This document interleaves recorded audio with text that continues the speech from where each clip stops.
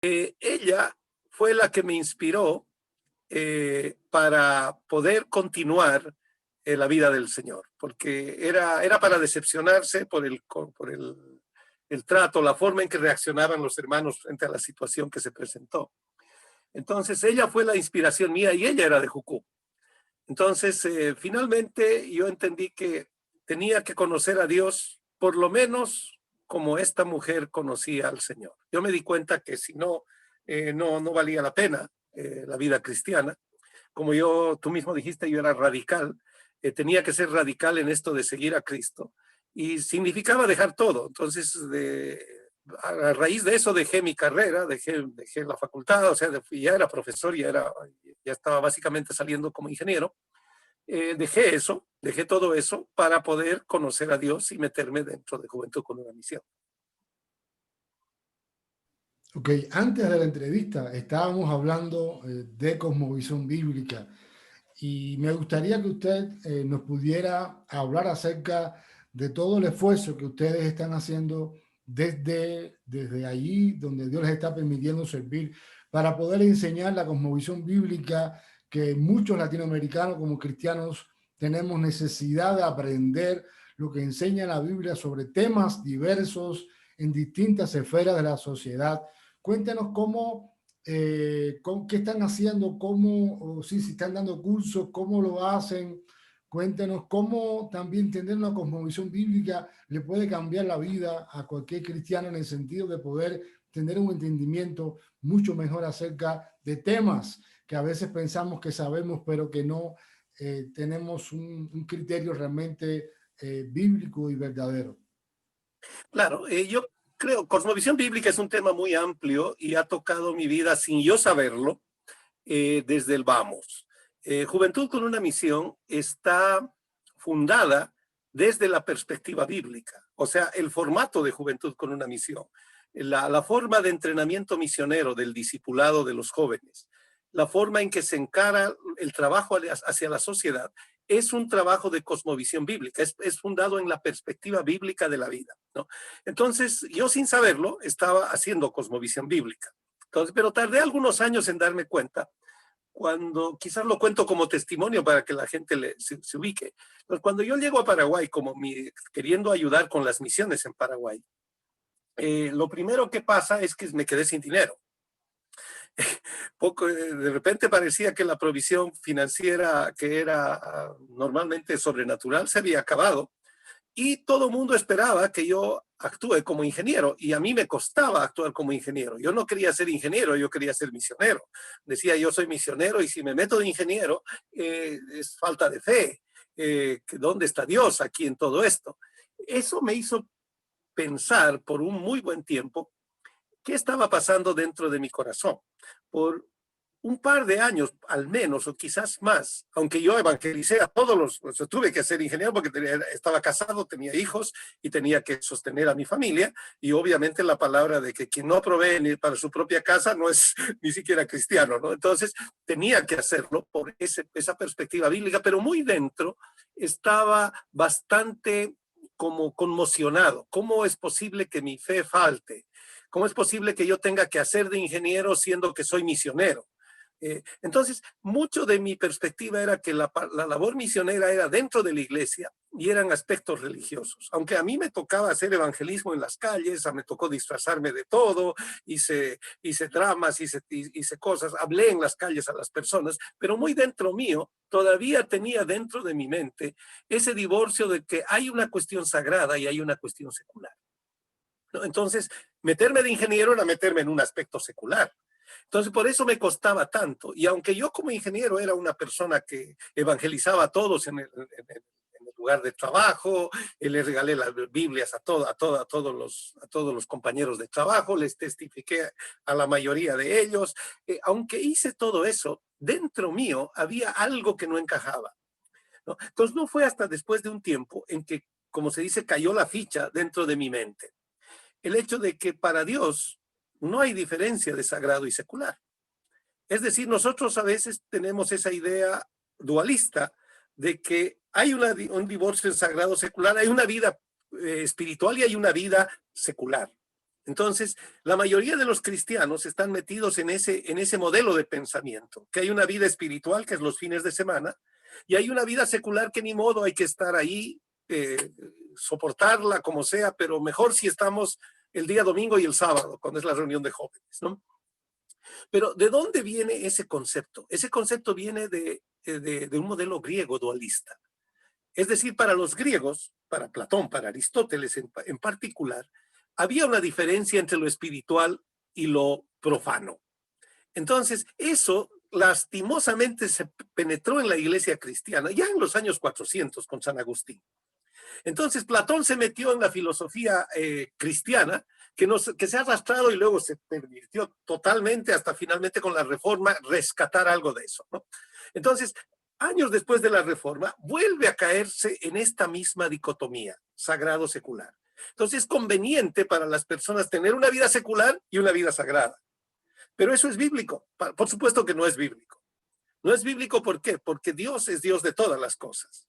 Dios es Dios del lunes, martes, miércoles, jueves, viernes, sábado y domingo. Por tanto, si yo trabajo como ingeniero, puedo trabajar para el Señor si lo hago para la gloria de Dios. Entonces, ¿dónde está el problema? El problema está en la mente de las personas. Entonces, desafortunadamente, esta filosofía dualista ha penetrado tan profundamente en la iglesia del Señor a lo largo y ancho del mundo, ¿ya?, que se dice que solamente 4% de los cristianos tienen una cosmovisión bíblica, es decir, una perspectiva correcta acerca de la diferencia entre sagrado y secular. O sea, es decir, que no hay sagrado secular como principal tema.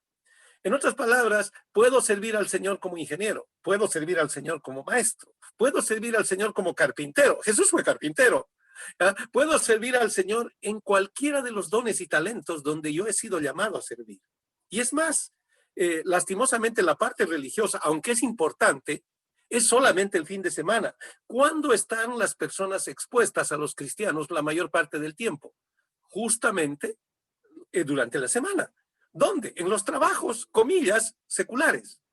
En otras palabras, la misión integral tiene que penetrar de tal manera que nosotros podamos usar nuestros dones y talentos todos los días de la semana para poder compartir al Cristo que nosotros conocemos en el contexto donde estamos.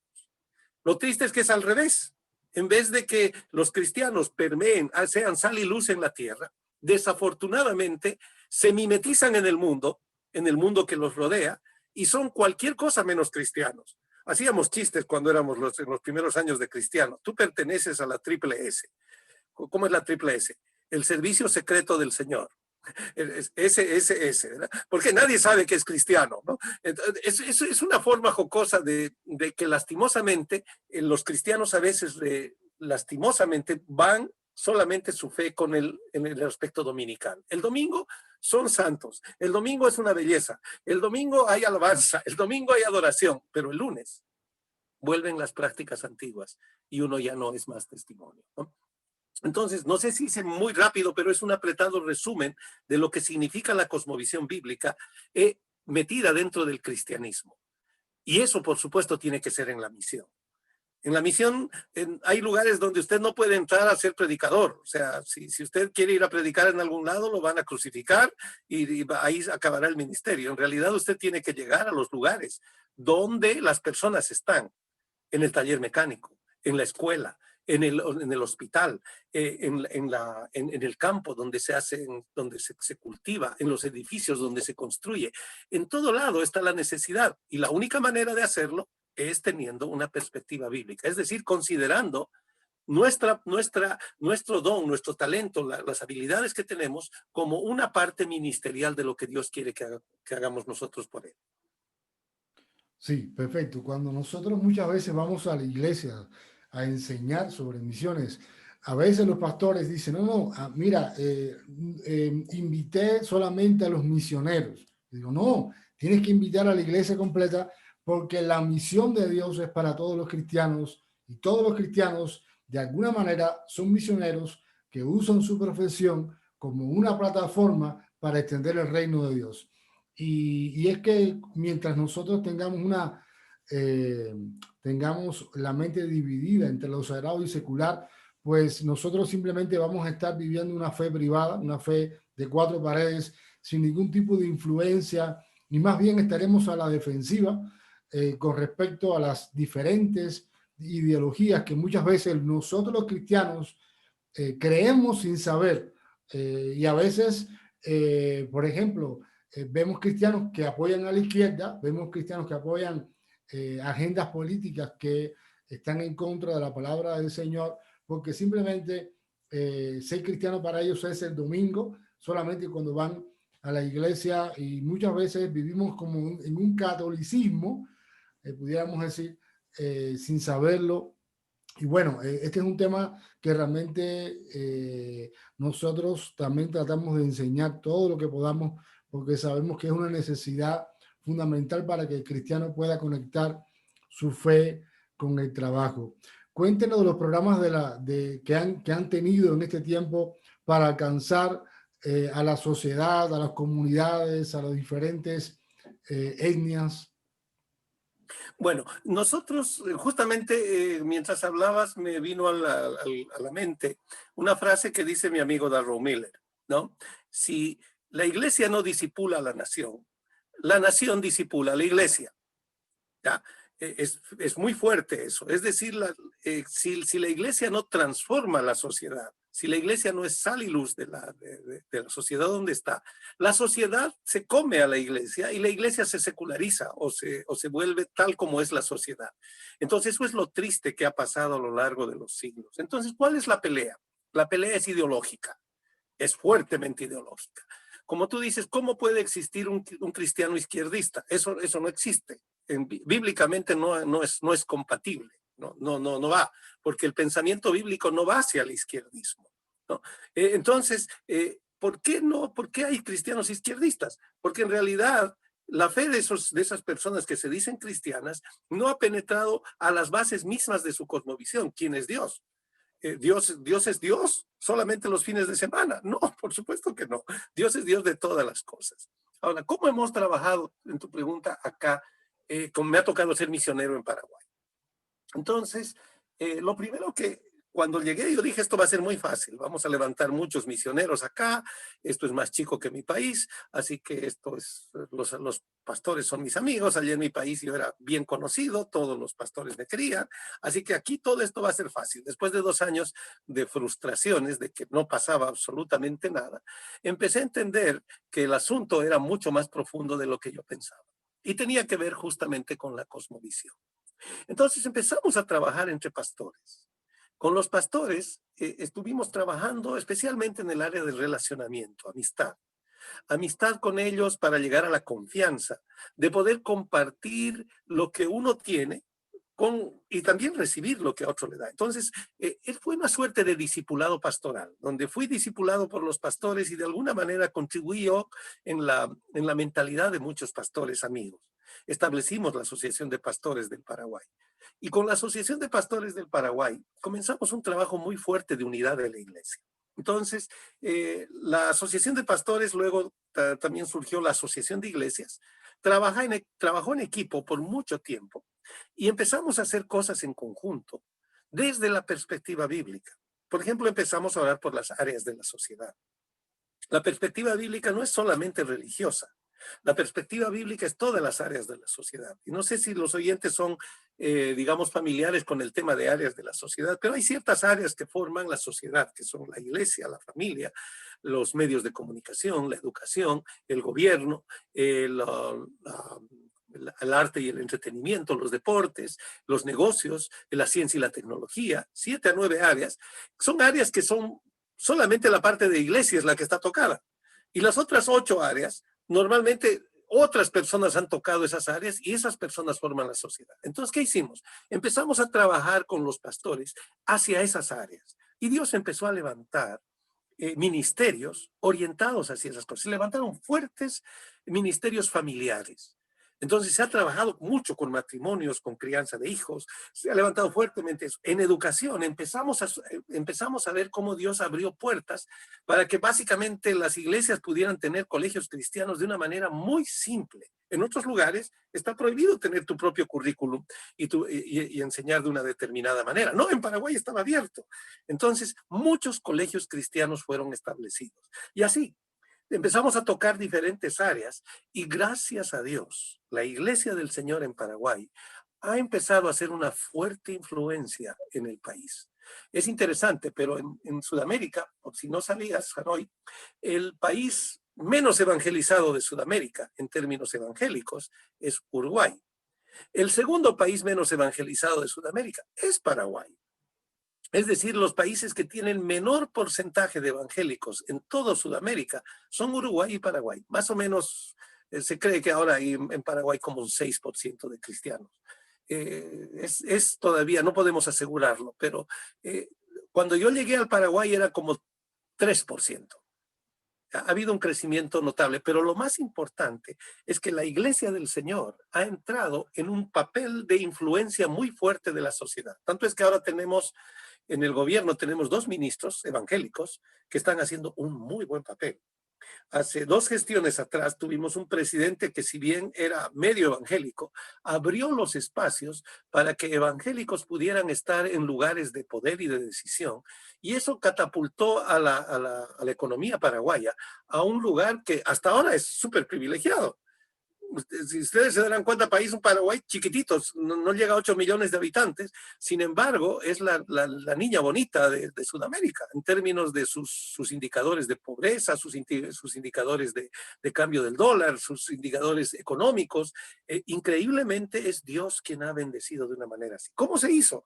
Trabajando primeramente con los pastores y trabajando con empresarios, trabajando con gente que decidió poner sus recursos al servicio del reino, y esas cosas han hecho que se crezca bastante en unidad. Todavía falta mucho, pero en el año 2014 nosotros logramos hacer una conferencia de visión justamente con Darrell Miller y Bob Moffitt.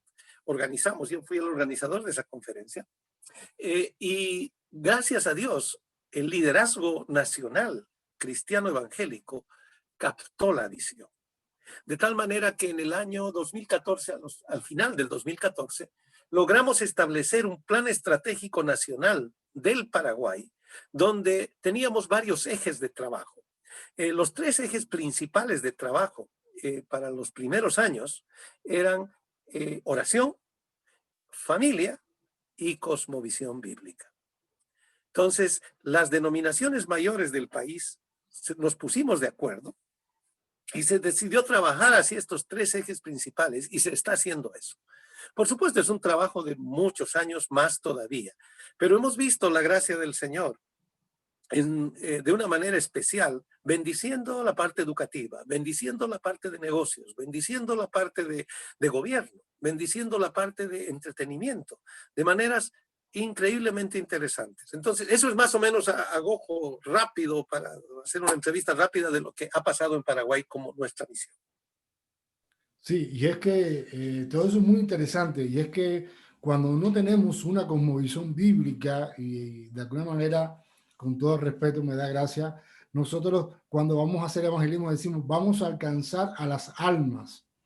Y eso a mí me da como la idea de que hay almas divagando y que hay que capturar esas almas para que conozcan a Cristo. Y como tenemos la mentalidad separada entre lo sagrado y secular, no entendemos que tenemos que ganar las almas, pero que tenemos que ganar a la persona completa. Y que hemos estado olvidando el texto de Jesús de Mateo 28, donde dice que tenemos que enseñar todas las cosas, y pienso que todas las cosas, de alguna manera, es lo que nos ha faltado, porque restringimos, cuando alguien se convierte, restringimos el discipulado a que pueda conocer doctrina, que sí es necesaria, por supuesto, es algo fundamental, pero no logramos conectar a esa persona con su área de influencia, y muchas veces lo que hacemos es sacar a esa persona de su área de influencia para que pueda ser más fuerte en lo sagrado, y al mismo tiempo lo estamos haciendo más débil, sin herramientas.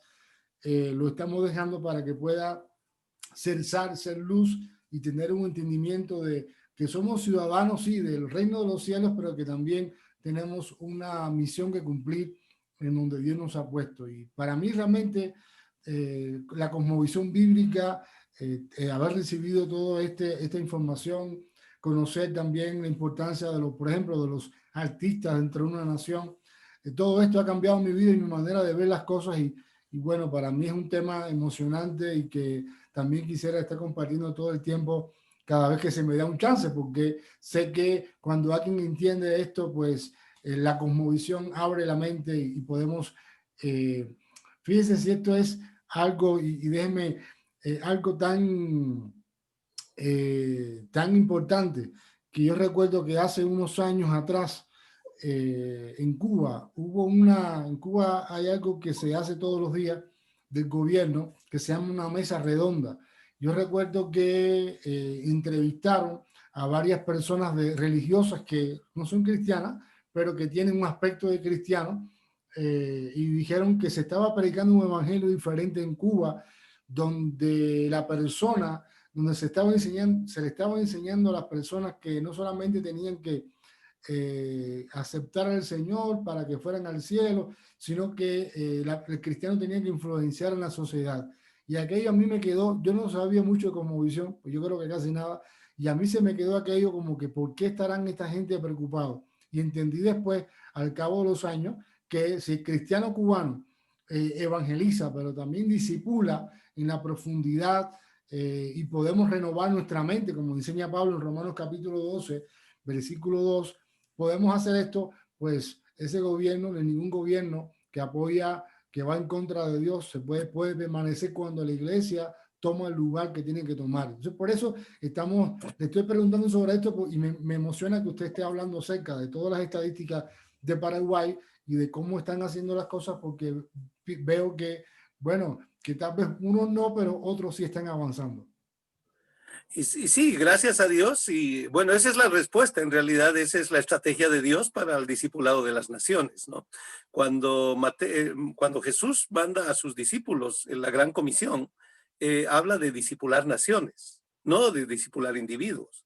La traducción nuestra a veces dice discípulos de todas las naciones, pero en realidad es discípulos de las naciones, o sea, discipular naciones, discipular etnias. En otras palabras, el mandato de la Gran Comisión incluye la transformación de las sociedades. No es aparte, no es solamente ganar almas, es ganar las sociedades, es ganar a las personas.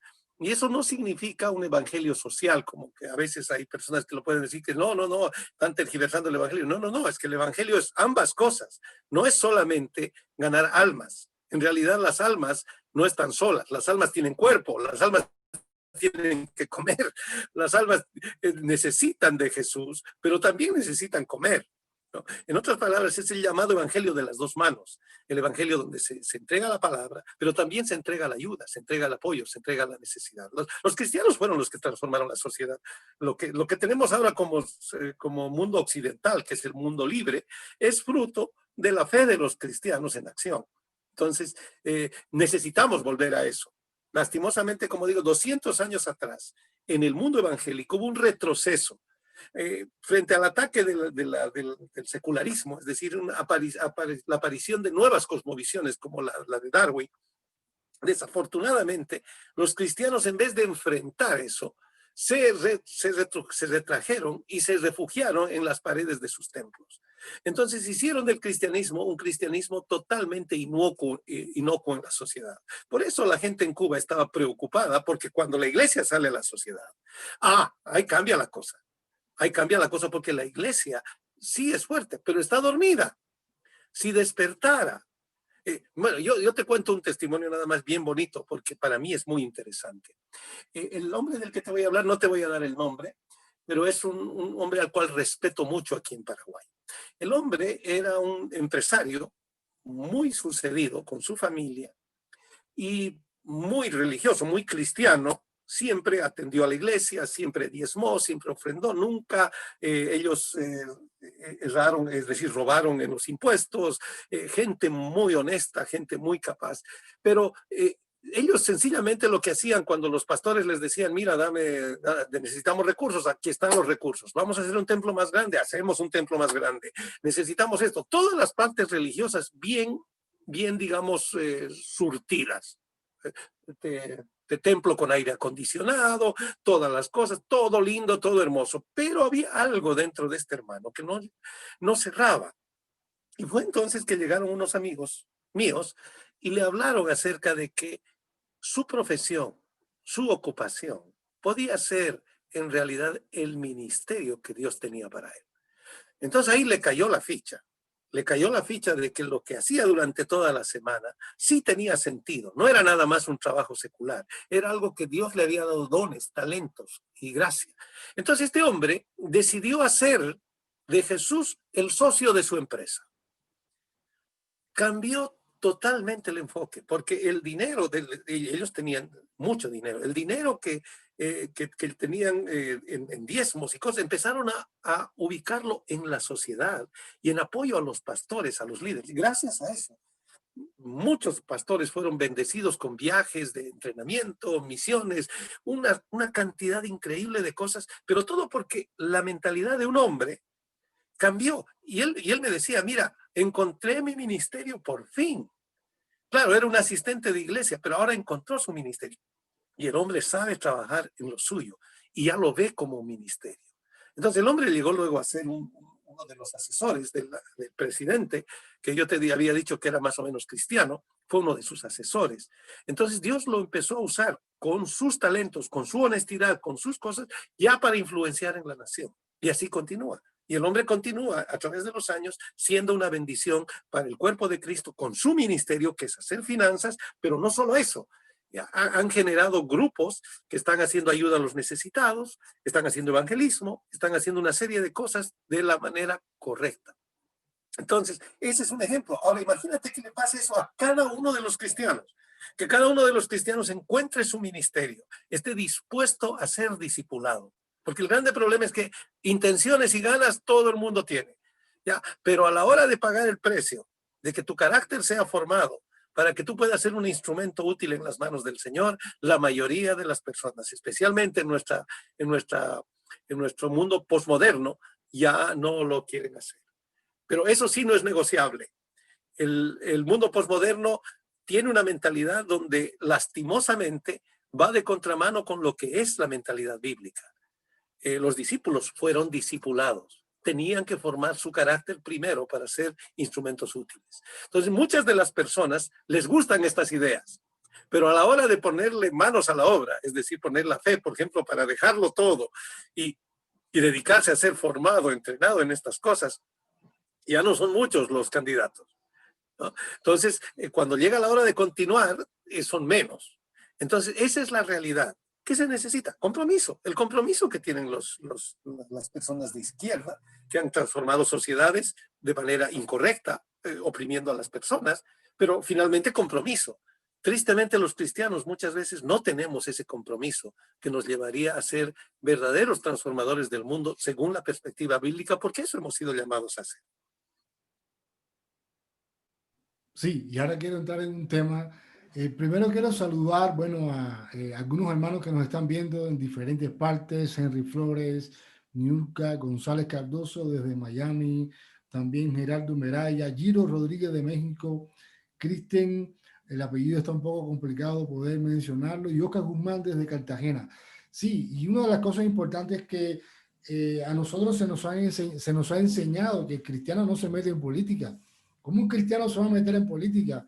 Sin embargo, vemos que todas estas agendas políticas son, podríamos decir, diseñadas por personas que tienen diferentes cosmovisiones humanistas, bueno, múltiples ideologías de género que ahora nos quieren imponer en toda Latinoamérica, y la iglesia está respondiendo en defensiva porque hemos tenido ese pensamiento de que el cristiano no se mete en política. Sin embargo, vemos en la Biblia cómo el Señor puso, por ejemplo, a un José en un puesto de gobierno, o usó a un rey como David, o usó a Salomón también. Es decir, vemos muchos ejemplos de cómo Dios llamaba a personas a no hacer para que no fueran ni profetas, no fueran misioneros, o no fueran pastores, hablando ahora coloquialmente, sino que fueran gobernadores, personas que estaban en un poder, una esfera de gobierno para influenciar. Vemos también cómo Esther,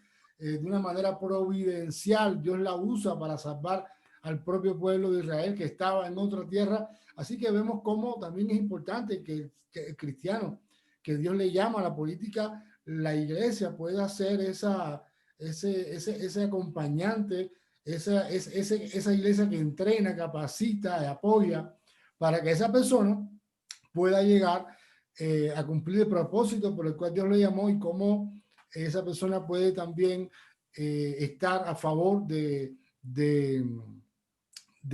que no haya aborto, etcétera. Aquí en Colombia hay un pastor que él creo que se está proponiendo para presidente.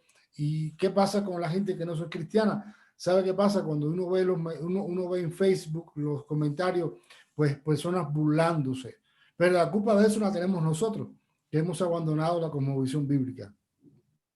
Y es verdad, pues, lastimosamente, cuando se trata de nadar en la sociedad, no es nuestra agua, no es nuestro estanque. No somos patos en ese estanque, y nos ahogamos, nos hundimos.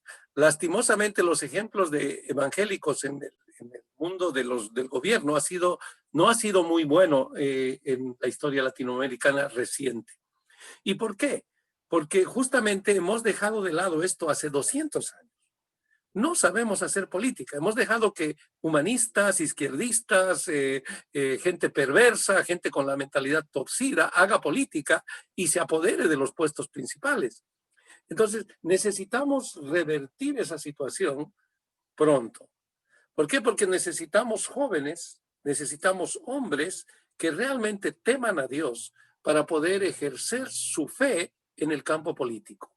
Es triste cuando gente se mete en la política, pero no está preparada. O sea, aunque son cristianos, su carácter no ha sido formado, entonces caen en corrupción. Eso es lo que ha pasado en algunos países de Centroamérica, ¿no? Inclusive se llegó a tener presidente evangélico, y el gobierno del presidente evangélico resultó ser tan o más corrupto que los presidentes católicos. Entonces, ¿qué es lo que ha pasado?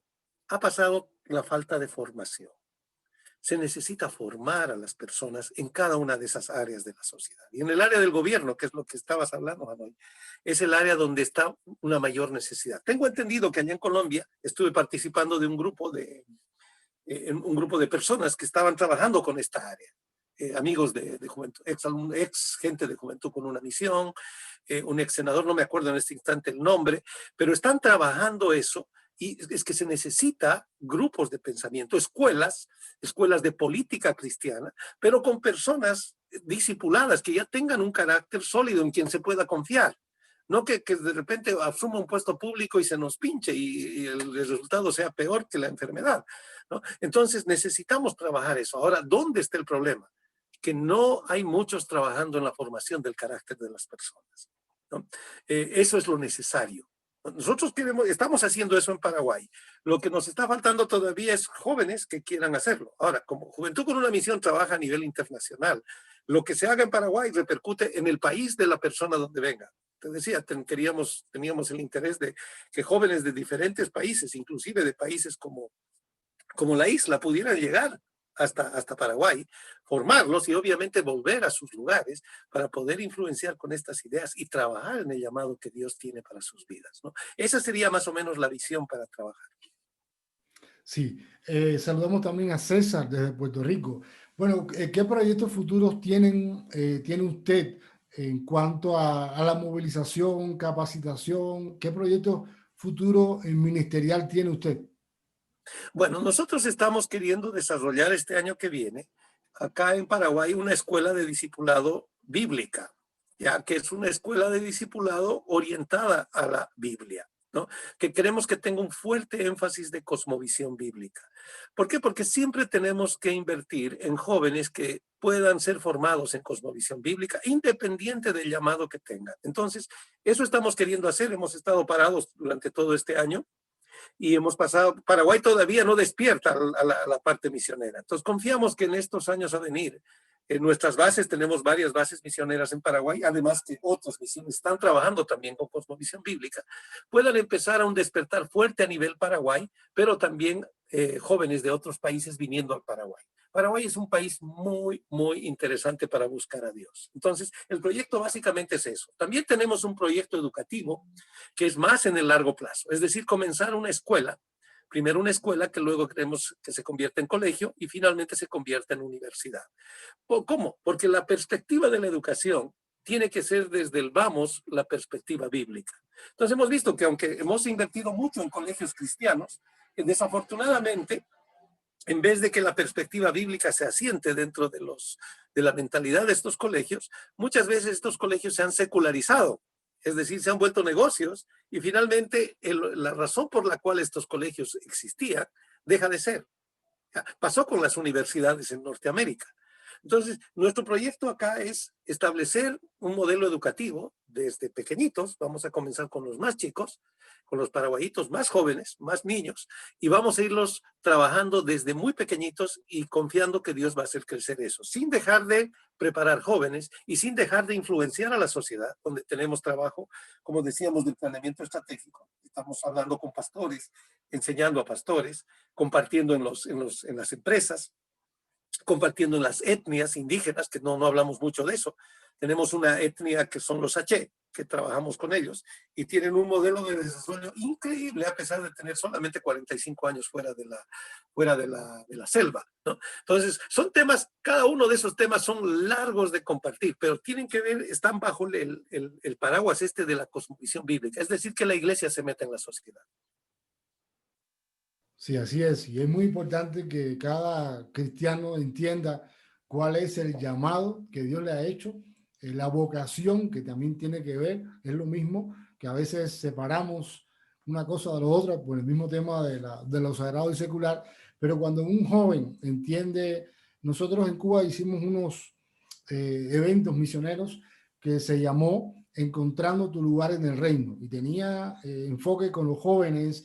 Y la idea era que el joven en ese tiempo que íbamos a estar, en esos 4 días donde íbamos a estar en un campamento, pudiera conocer, trabajamos el carácter, pero también la cosmovisión. Y la idea que el joven saliera de ese lugar entendiendo a qué Dios le había llamado, sea carpintero, sea mecánico, sea médico, sea enfermero. Es decir, después que el joven sepa a qué Dios le llamó, pues cómo usar esa profesión como una plataforma para poder extender el reino de Dios y los principios del reino, llevarlos también al centro de trabajo, a la escuela. Lo que pasa es que yo entiendo que muchas veces no lo queremos hacer porque tememos a perder el trabajo y tememos perder una profesión. Y está en juego muchas veces eso debido a que lamentablemente hemos perdido el protagonismo, pudiéramos decirlo así, como cristianos dentro de la sociedad. Y cuando a veces queremos hablar o decir tener algún criterio en cuanto al gobierno, en cuanto a cualquier tema, pues como nos retiramos de la sociedad, ahora que estamos entrando, pues estamos también recibiendo burlas y estamos recibiendo también rechazo. Pero bueno, es parte también de lo que tenemos que vivir en este tiempo. Sí, así mismo. Entonces, el resumen quizás de nuestra charla de hoy es que, bueno, tenemos que entrar a la sociedad. Ahora, el cómo lo hacemos es importantísimo, ¿no? Que tiene que ser a través de un discipulado, a través de una formación. Y hay que trabajar en equipo, ¿no? Entonces, estamos con ADN, Alianza para el Discipulado de las Naciones, estamos haciendo ese trabajo a nivel Latinoamérica, con Juventud con una Misión, por supuesto. Nuestra misión está empapada plenamente del asunto. Y obviamente, como les decía, aquí en Paraguay logramos que haya un sentir general de toda la iglesia, de no rechazar el tema de cosmovisión bíblica, sino más bien abrirse a eso, ¿no? Y hay una apertura. Lo que nos está faltando es gente que lo enseñe, gente que lo modele. Entonces, ese proceso todavía va a demorar algunos años. Claro. Peticiones de oración para poder orar por usted antes de terminar la entrevista. Buenísimo. Por favor, oren que Dios nos mande los jóvenes necesarios para el año que viene, que se comuniquen con nosotros, jóvenes de todo Latinoamérica, donde nos estén escuchando, y especialmente si hay pastores o líderes cristianos que están escuchando esto. Yo les desafío a que sus hijos puedan tener estas experiencias. Es interesante que Darrell Miller es el que mejor propaganda nos hace a Juventud con una Misión, que los hijos suyos puedan tener una experiencia misionera antes de entrar a la universidad, de ser posible. Entonces, de esa manera, entran a la universidad, como decías, Hanoi, teniendo una perspectiva de lo que Dios quiere que ellos hagan, y entran con conocimiento de causa a la universidad para poder usar eso después como herramienta misionera. Porque una vez que uno se mete en la misión, es difícil dejar de ser misionero, ¿no? Una vez misionero, siempre misionero, ¿no? Entonces, no hay caso, no hay caso. Tiene que infectarse de ese virus misionero. Y después, miren, aquellas personas que tienen hijos que quizás son llamados a medicina, que tienen vocación de medicina, de ingeniería, de abogacía, no está reñido con la misión. Necesitamos misioneros abogados, necesitamos misioneros ingenieros, necesitamos misioneros médicos, enfermeras, misioneros educadores, todo ese tipo, toda esa gama de personas las necesitamos en el mundo misionero, ¿no? Entonces, si nos están escuchando y esto es motivo de oración, oren al Señor a ver si tienen que venir a Paraguay o a alguna otra base misionera de Jucum. Ese sería Amén. nuestro motivo de oración, que Dios nos mande las personas, especialmente esas 4 personas que yo te había hablado con anterioridad, que el año pasado querían venir acá. Y bueno, esperemos que Dios les abra las puertas y ellos puedan llegar este año 2021. Así es, oremos por eso y por supuesto que todos podamos enamorarnos de la misión del reino de Dios, y eso va, pues, va a cautivar nuestro corazón, nuestros corazones, y donde quiera que estemos haciendo lo que Dios nos ha llamado, vamos a hacer sal, luz e influencia para el bienestar de nuestra propia sociedad y nuestra propia familia. Queremos ver naciones mejores, necesitamos enamorarnos y comprometernos con la misión del reino de Dios para extender en todo lugar lo que hay en el corazón del Padre para cada persona que está a nuestro alrededor y necesita conocer ese amor. Vamos a orar y bueno, vamos a orar por esta petición, y también les invitamos a todos los que han estado viendo esta entrevista que puedan compartir en su página esta entrevista, porque esto puede también animar y orientar a muchos jóvenes y padres también que nos están viendo en esta tarde.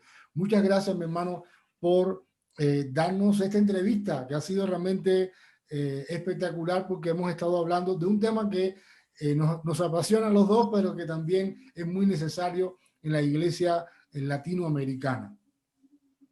Muchísimas gracias a ti, querido Hanoi. Me alegra ser parte del programa y realmente que el desafío latino pueda crecer, y que, bueno, con esto que compartimos, espero que muchos jóvenes, muchos padres sean desafiados a servir al Señor y servir en todas las áreas de la sociedad.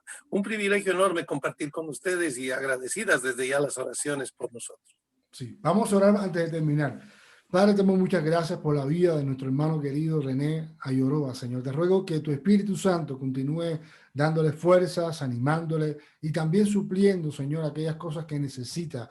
Te ruego, Señor, por todo este sueño y por todo este trabajo, Señor, en Paraguay. Te pido también que todo este evento que se quiera hacer el año próximo pueda ser una realidad, y que, Señor, jóvenes, inclusive jóvenes de Cuba, puedan estar yendo, Señor, a Paraguay a capacitarse para que puedan comprender, entender, Señor, tu cosmovisión, la cosmovisión bíblica, y esto pueda traer una transformación también en mi nación, Señor, que necesita tanto que la iglesia cristiana esté más comprometida contigo, y que los cristianos podamos, Señor, extender tu reino en todas las esferas de la sociedad.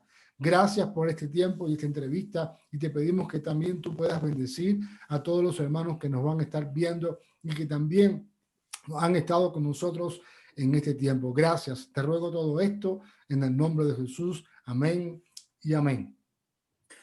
Amén. Muchísimas gracias, querido Hanoi. Y bueno, a las órdenes. Si podemos ser útiles de alguna forma, estamos para servir. Gracias. No es una frase. Lo mismo digo, vamos a estar en contacto, porque ya le decía que vamos a estar, Dios mediante, próximamente vamos a estar entrevistando a Darrell Miller, si Dios permite, y a Scott Allen.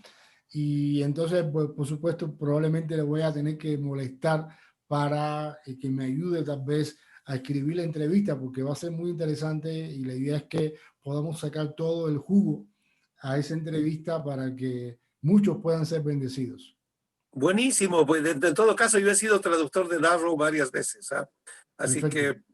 que si podemos ayudar en alguna forma, estamos para hacerlo. Además, Gracias. Narrow es muy cercano a mí, es muy amigo mío, así que un privilegio si se puede colaborar con eso también. Seguro que sí. Muchas bendiciones y bueno, estamos en contacto.